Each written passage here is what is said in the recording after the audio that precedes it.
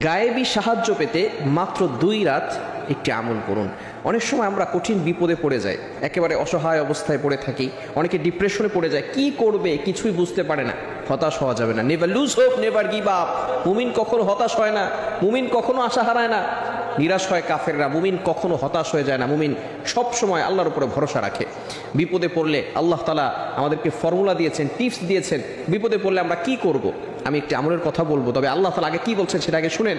আল্লাহ পাক রব্বুল আলামিন নিজেই বলে দিয়েছেন 2 নম্বর পারার 2 নম্বর পৃষ্ঠার 11 নম্বর লাইন সূরা বাকারার 153 নম্বর আয়াতে রব্বুল আলামিন বলেন, ইয়া আইয়ুহাল্লাযীনা আমানুস্তাঈনু বিস-সাবরি ওয়াস-সালাহ। রব্বুল আলামিন বলেন, হে ঈমানদারগণ, ইয়া আইয়ুহাল্লাযীনা আমানু ইসতাঈনু বিস-সাবরি ওয়াস-সালাহ, তোমরা সালাত এবং ধৈর্যের মাধ্যমে আল্লাহর কাছে সাহায্য চাও। আমরা বিপদে পড়লেই হতাশ হয়ে যাই, এমপি মন্ত্রী মিনিস্টারের কাছে দৌড়াদৌড়ি করি। অনেক যদি আত্মীয় স্বজন থাকে যারা ধনী আছে তাদের কাছে যাই, আল্লাহর কাছে সহজে চাইতে চাই না। কিন্তু আল্লাহ পাক রব্বুল আলামিন জানিয়ে দিয়েছেন, যখনই বিপদে পড়বে তখনই সালাত এবং ধৈর্যের মাধ্যমে সাহায্য চাইতে হবে আল্লাহ তাআলার কাছে, আর কার কাছে নয়, একমাত্র আল্লাহ তাআলার কাছে সাহায্য চাইতে হবে। আমি একটা আমলের কথা বলবো। রাসূলুল্লাহ সাল্লাল্লাহু আলাইহি ওয়াসাল্লাম আমাদেরকে আমলের কথা শিক্ষা দিয়েছেন, সাহাবায়ে কেরামদেরকে শিক্ষা দিয়েছেন। অনেক সময় সাহাবায়ে কেরাম নবীজির কাছে যেতেন, বলতেন, ইয়া রাসূলুল্লাহ, ইয়া হাবিবাল্লাহ, কিছু আমল আমাদেরকে শিক্ষা দেন, যে আমলের মাধ্যমে আমাদের ঋণ দূর হয়ে যাবে, আমরা হালালভাবে ধনী হতে পারবো, কিছু সম্পদ আল্লাহ তাআলা আমাদেরকে দিবেন। নবীজি সাল্লাল্লাহু আলাইহি ওয়াসাল্লাম আমল শিক্ষা দিতেন।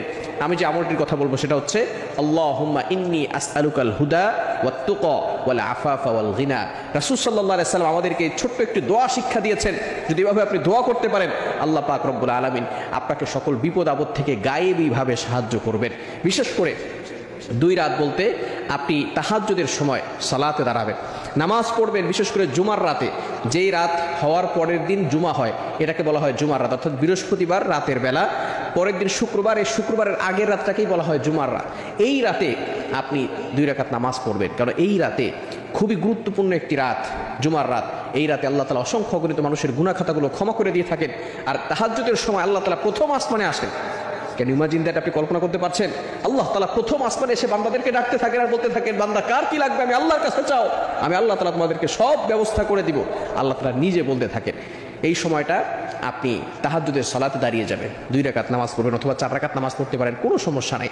4 রাকাত নামাজ পড়ে এরপরে আপনি লা হাওলা ওয়ালা কুওয়াতা ইল্লা বিল্লাহিল আলিয়্যিল আযীম পড়বেন। 100 বার লা হাওলা ওয়ালা কুওয়াতা ইল্লা বিল্লাহিল আলিয়্যিল আযীম, এবং 7 বার আল্লাহুম্মা ইন্নী আসআলুকাল হুদা ওয়াত তুকা ওয়াল আফাফা ওয়াল গিনা। এটা পড়ে এরপরে আপনি আল্লাহর কাছে দোয়া করেন। আল্লাহর কাছে বলেন, আল্লাহ, আমার অভাবে পড়ে আছি, আমার সম্পদ নাই, বিপদে পড়ে গেছি,